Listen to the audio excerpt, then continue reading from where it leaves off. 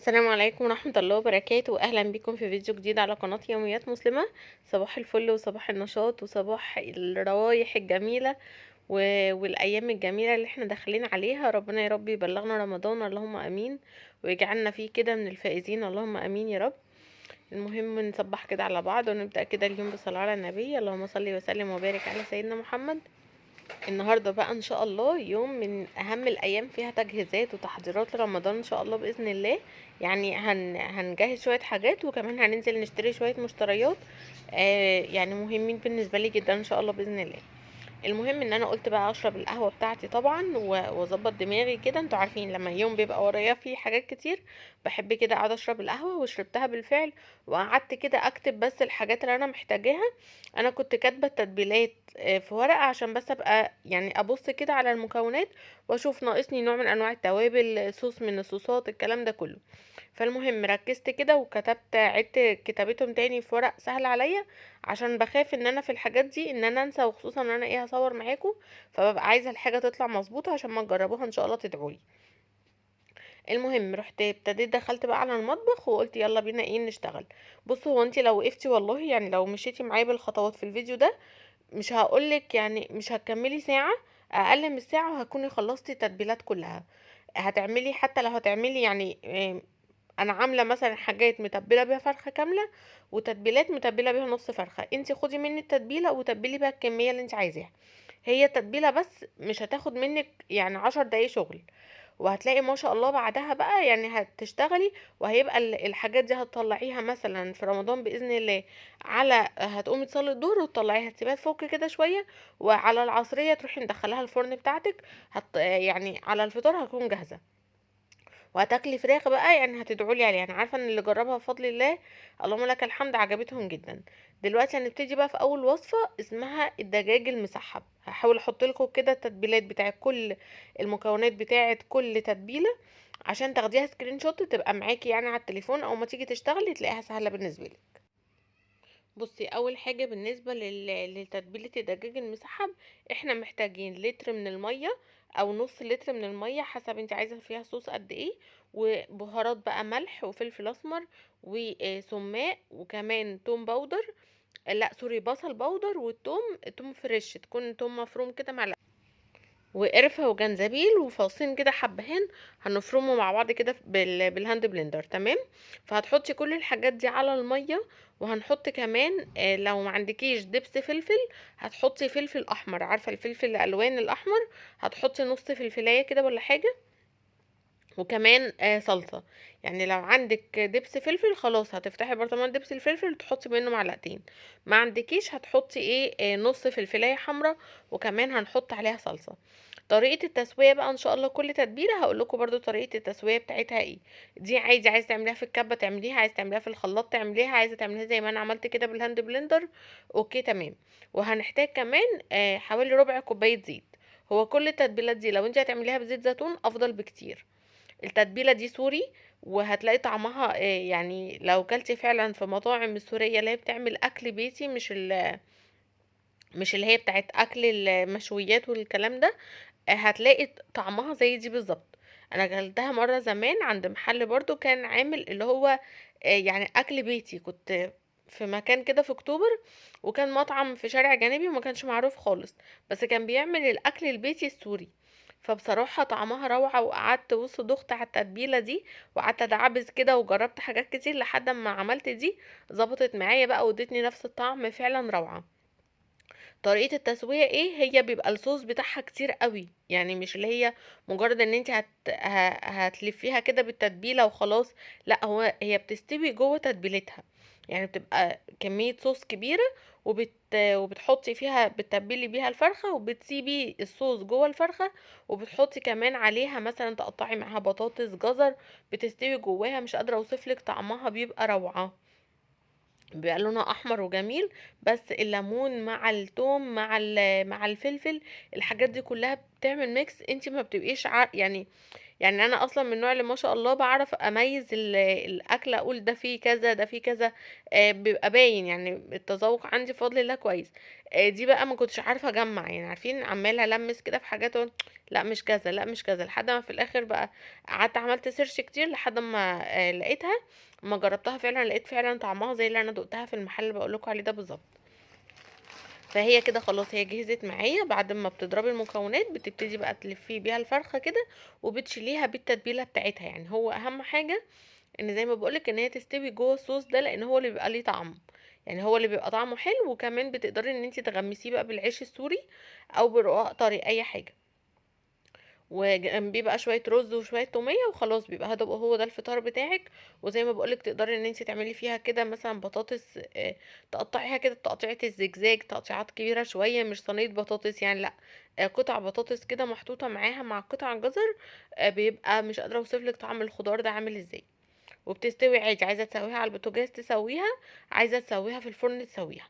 انا ساعات بسويها كده في صينيه على البوتاجاز، وفي الاخر خالص بروح مخليها تاخد وش تحميره كده تحت الشوايه. وحطيتها كده في الاكياس اللي هي محكمه الغلق دي، وبحطها بس في الاطباق الفويل عشان يعني تمسك لي بس الاكياس عقبال ما تفرز في الفريزر يكون شكلها كويس. بصوا بقى ما شاء الله، مش قادره اوصف لكم اصلا في التوقيت ده الريحه كانت عامله ازاي وهي نيه. تخيلوا بقى لما تيجي تستوي. فكده خلاص خلصنا بقى الدجاج المسحب، وهنخش بقى على الوصفه اللي بعدها على طول ان شاء الله. بصوا بقى الوصفه دي اول مره اعملها معاكم، دي وصفه الدجاج التركي. تمام كده، ليها تتبيله مميزه. هنتكلم عن التتبيله وبعدين بقى احكي لكم على جمال الوصفه. اول حاجه هتجيبي الكبه هتقطعي فيها قطع بصل، يعني حبه بصلايه متوسطه مثلا، وكمان حبه طماطميه برضو متوسطه، وكمان لا اما معلقه دبس فلفل برضو، لا اما زي ما اتفقنا نستبدله بالفلفل الاحمر. انا جبت كده فلفلايه حمراء واخدت برضو نصها في التتبيله دي، ومعلقتين كبار صلصة طماطم. تمام. ومعلقة توم مفروم. يعني بصوا ما شاء الله كمية الحاجات اللي فيها بتخلي التيست بتاعها عالي عامل ازاي. ومعلقتين برضو زبادي، او ممكن عايزة تحطي علبة الزبادي كاملة حطيها، وعصرة الليمونة. كل ده زي ما اتفقنا في الكبة. وكمان شوية زيت. بصوا بقى الطريقة دي للفراخ، وطبعا الملح والتوابل اللي كانت موجودة عندكم على الشاشة.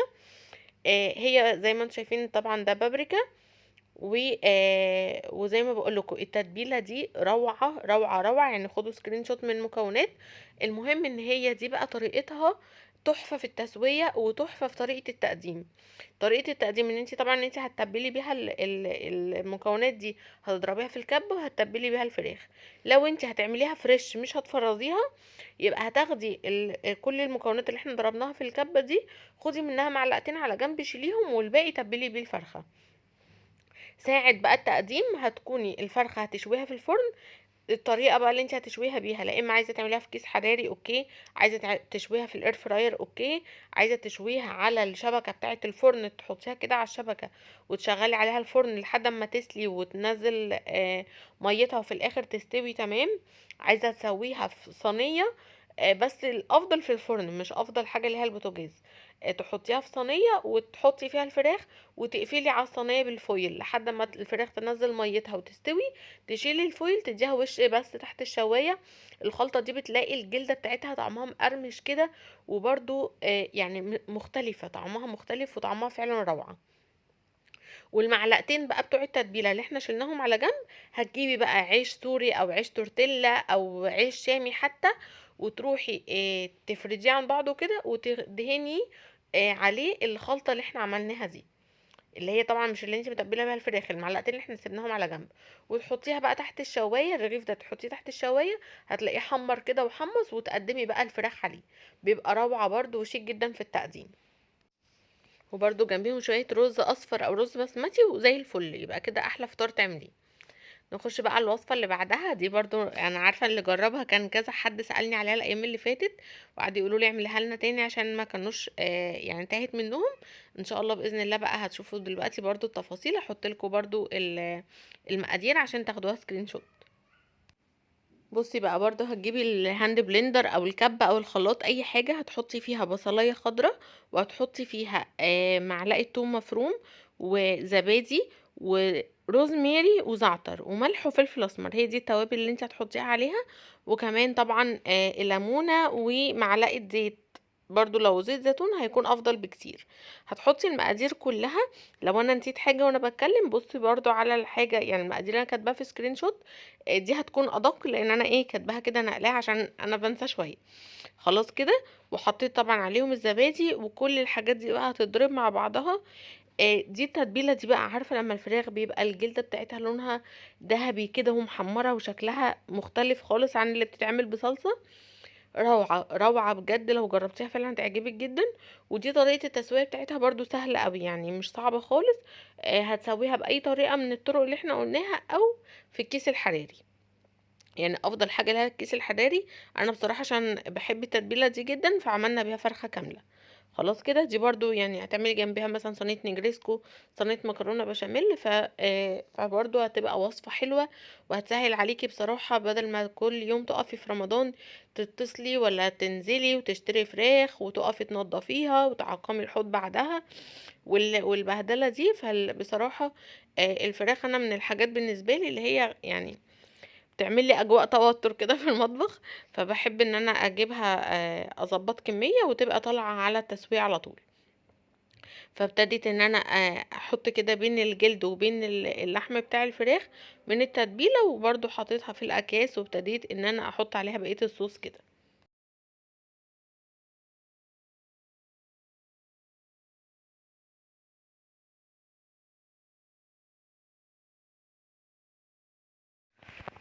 زي ما اتفقنا كل التتبيلات دي لما تيجي تسويها يا دوبك بتشدي، يعني بتنشري الفرخه كده من التتبيله وبتسويها باي طريقه، ما عدا الدجاج المسحب بس هو اللي بيستوي بالصوص بتاعه. خلاص كده. فبصوا بقى شكلها بصراحه، دي بقى لما بتستوي ان شاء الله نبقى نسويها مع بعض باذن الواحد الاحد. المهم نخش بقى على الوصفه اللي بعدها، دي بقى دجاج باربيكيو او دجاج بالصوصات. تتبيلتها اول حاجه برضو سهلة بتجيبي جدا، الفرخه وبتحطي عليها كاتشب ومستردة، وكمان صوص باربيكيو وصويا صوص وبصل مفروم ناعم وتوم باودر وكمون وكزبرة وزبادي وليمون وزيت. بصوا عارفين اللي هي دي بقى اللي لما بتاكليها، انا كنت عاملاها في فيديو زمان على القناة القديمة، كان اسمها دجاج تعجز عن وصفها، يعني او فراخ تعجز عن وصفها من كتر ما هي فعلا عارفين الفراخ بالذات من الحاجات اللي هي بتقبل التتبيلات. وكل ما تحط لها توابل، يعني مثلا حاجة زي المندي ده بتوابل فقط، وشوفي بيغير طعم الفراخ ازاي. ف والصوصات برضو بتغير طعم الفراخ جدا. فده بقى ميكس اللي هو توم مفروم وبصل مفروم، وكمان توابل مختلفة، زعتر وروزماري وكزبرة وكمون وبابريكا وصوصات كلها، فاهمين؟ فالميكس كل الميكسات بقى في الفراخ دي، فمش قادرة اوصفلك ريحتها، حرفيا بتجيب اخر الشارع. واحلى طريقه تسويه ليها عشان اكون صريحه معاكم، يعني هي طريقه بتبهدل الفرن، بس فعلا دي احلى طريقه تسويه ليها. ان انت بترصصيها على شبكه الفرن وبتشغلي الفرن، تمام كده. وبتسيبيها بقى تحطي تحتيها كده حله فيها ميه او صينيه فيها ميه في قاع الفرن، وتبتدي هي بقى بتسلي الميه دي عشان بس الفرخه ما تنشفش. بخار الميه اللي بيطلع بيسوي الفرخه كويس من غير ما الفرخه تنشف. ف وتستنيها خالص لحد ما تحمر مع نفسها. ولما تلاقيها استوت وخلاص وبطلت تنقط ميه، تعرفي ان هي كده تمام استوت. بتطفي عليها، شوفي بقى الريحه هتجيب العماره كلها تبقى ريحه الفراخ دي. فبس كده خلصنا التتبيلات. انا عشان ما كانش عندي الليبل او التيكت اللي انا بلزق عليه، فبقيت احط في الطبق نفسه ورقه كده مكتوب عليها اسم التتبيله، عشان خصوصا المسحب والدجاج التركي واللي هي بتاعت الصوصات، التلاتة دول الوانهم قريبه من بعض، فممكن معرفش اميزهم، هما مجمدين. تمام كده. خلصنا كده التتبيلات الحمد لله. وبحب ان انا لما ببقى كاتبه حاجه اعمل صح صح صح كده، احس بالانجاز الرهيب. ويا دوبك بقى كده هنبتدي بقى نلبس عشان ننزل. رايحين فين؟ نجيب زينة رمضان، يعني بجد انا متشوقة جدا. السنة اللي فاتت كنت لسه عاملة الريسبشن، وما كانش فيه وقت ان انا اجيب له زينة لايقة عليه. فكان نفسي جدا ان شاء الله باذن الله السنة دي ان انا اجيب كده حاجات شكلها قيم كده وشكلها كويس ويليق على الريسبشن، عشان الزينة اللي انا كنت جايباها كانت تليق عليه قبل التجديد. فيلا كده خلاص خلصنا حاجاتنا نحطها في الفريزر، وتعالوا بقى نشوف هنروح فين. بصوا بقى احنا كده احنا وماشيين في الطريق، طول الطريق ده عند كورنيش النيل عند ماسبيرو. اللي هو يعني على شمالي كده هيبقى الحتة اللي فيها الوكالة وماسبيرو بتاع الإذاعة والتلفزيون، هو الحتة دي. فالطريق ده انا بحبه جدا. كان في توضيبات الايام اللي فاتت، كانوا بيعملوا الممشى اللي هو ممشى اهل مصر ده برضو. يعني لو حد ما بيروحش المنطقة دي كتير، روحوا كده وجربوا تروحوا الممشى. المكان جميل جدا، وبتبقي كل الفيو كله بيبقى على النيل.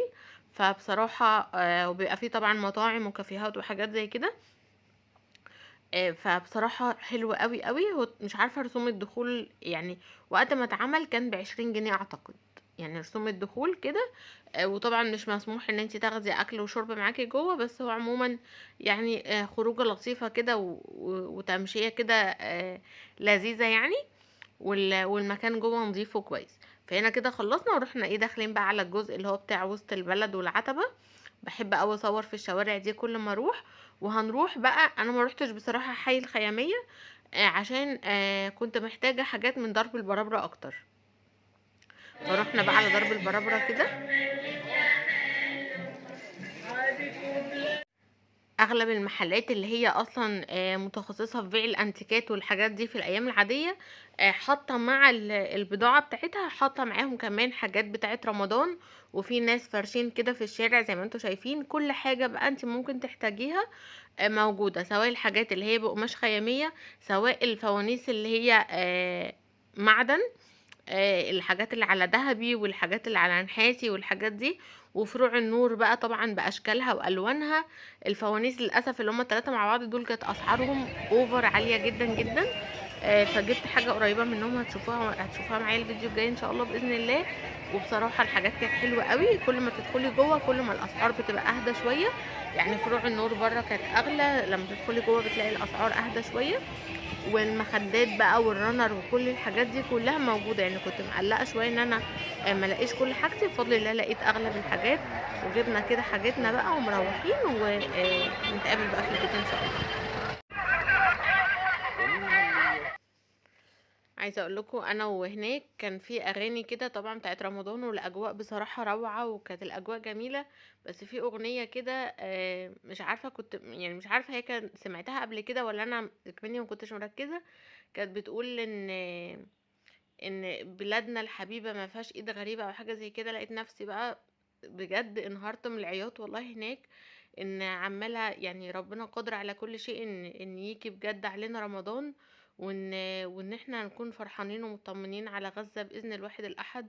يا رب يا رب يطمنا على كل بلاد المسلمين ويكون بشرة خير كده.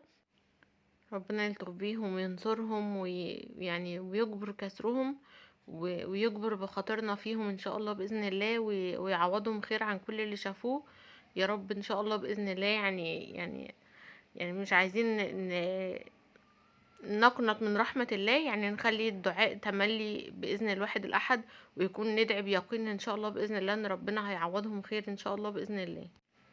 فإن شاء الله هفرجكم بقى على الحاجات دي الفيديو جاي. وجبت برضو مفرش تلاجة مش من درب البرابرة، من مكان تاني، عشان عايزة إن شاء الله بإذن الله أعمل معاكم التلاجة. ومعرفتش طبعا ابين اي حاجه، لان زي ما انتم شايفين كده كان التوقيت ده النور قاطع. كنت فاتحه كشاف الموبايل بس حسيت التصوير بتاعه مش كويس. كان خلاص اصلا الوقت ده يعني كان خلاص المغرب قرب يأذن، يعني كان بعد العصر بشويه. ويا رب يكون الفيديو عجبكم. ومتنسونيش بقى بدعوه حلوه من دعواتكم الحلوه، وندعي طبعا كلنا زي ما اتفقنا. يعني ندعي ليل نهار، وباذن الله ربنا هيستجيب ان شاء الله. ربنا ينصرهم وينجيهم ويعوضهم خير يا رب. اشوفكم في فيديو جديد ان شاء الله. السلام عليكم ورحمة الله وبركاته.